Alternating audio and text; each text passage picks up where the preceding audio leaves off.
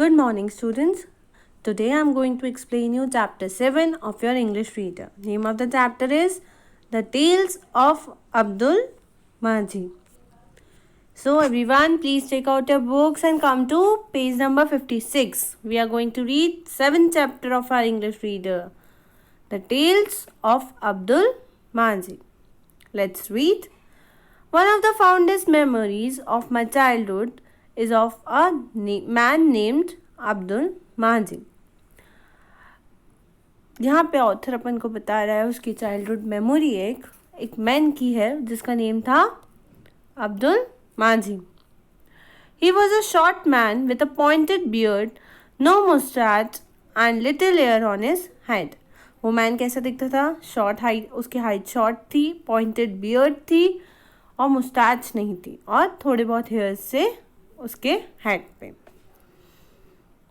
Abdul would come to our house every week bearing hills of fish and turtle eggs for Dada, which he had caught himself. Abdul हमेशा हर week में उसके घर आता था क्या लेकर? फिश, टर्टल, एग्स फॉर दादा, जो वो खुद पकड़ के लाता था. During one of his visits, he told me a tale of when he went fishing in the Padma. एक बार जब वो आया तो उसने उसको बताया कि वो फिशिंग कैसे करता था पद्मा में. It was the month of Chaitra and spring had almost ended. Chaitra का मंथ था और स्प्रिंग सीजन जो था वो एंड हो चुका था. Abdul set out fishing on his dinghy in the deep waters of the Padma. उसने अपनी बोट पे बैठा, डिग्नी मीन्स बोट, और उसने डीप वाटर्स में गया फिशिंग करने के लिए पद्मा के. He was still fishing when suddenly a storm northern westerly wind started blowing, causing a terrible storm.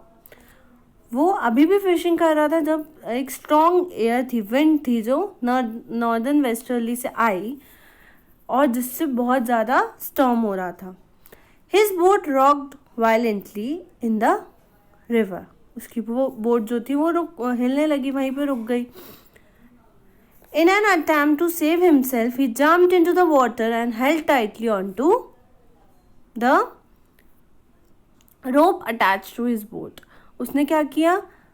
वो अपने आप को बचाने के लिए, उसकी नाव तो फंस गई थी, वो जंप कर दिया उसने वाटर में और जो उसकी रोप थी अटैच टू जो थी बोट के, उसको कस के पकड़ लिया. With the rope placed in his mouth, he swam to the shore and managed to pull the boat with him too. उसने रोप को अपने माउथ में रखा. देखो ये पिक्चर में दिखा रहे हैं ना, जो बोट से कनेक्टेड रोप थी उसने उस रोप को अपने माउथ में रखा और स्विमिंग करते हुए वो रिवर के साइड आया और अपने बोट को भी खींचता हुआ. And that was how the story ended. इस तरीके से वो स्टोरी एंड हुई जो वो सुना रहा था उसको. But I wasn't satisfied. वो सेटिस्फाइड नहीं था author. But I wanted Abdul to go on. I want him to tell me more about the storm and how he saved himself and the boat. Author को क्या चाहिए था कि अब्दुल और भी स्टोरी बताए. वो सेटिस्फाइड नहीं था उस स्टोरी से और उसको और भी जानना था कि स्टॉर्म कैसे आई और उसने अब्दुल ने अपने आप को सेव कैसे किया. आई prodded him to go on. उसने रिक्वेस्ट की, अब्दुल को बोला कि वो और भी स्टोरी सुनाता जाए. After repeated request he finally gave in and continued the story. इतनी रिक्वेस्ट करने के बाद, ऑथर इतनी रिक्वेस्ट कर रहा था तो अब्दुल ने फिर से स्टार्ट की story. I tied the dinghy to a tree. उसने अपनी बोट को ट्री से बांध दिया. When I turn around I saw a leopard with a big moustache standing in front of me, Abdul said. और जैसे वो टर्न हुआ तो उसने एक लियोपार्ड देखा जिसकी मुस्टैच बहुत बड़ी थी जो उसके सामने खड़ा हुआ था.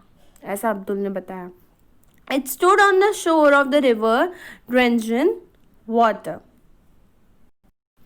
जो कि वो रिवर के किनारे खड़ा था और वो बिल्कुल पानी में भीगा हुआ था. The leopard had been spotted in Pakhorgunj, the village on the other side of the river. वहाँ वो लियोपार्ड कहाँ पे मिला? जो अदर साइड था रिवर का, उसके उधर जो विलेज था पोखरगुंज, वहाँ पे मिला. It seem that the storm wind had pushed him into the river. ऐसा लग रहा था कि जो स्टॉर्म विंड थी उसने उस लियोपार्ड को रिवर में पुश कर दिया. Drifting and struggling, he had somehow managed to reach the shore, and there he stood in front of me. उसने ड्रिफ्ट करके स्ट्रगल करके कैसे भी मैनेज किया वहाँ पे नदी के किनारे तक आने का, और वो अब्दुल के पास जाके सामने जाके खड़ा हो गया.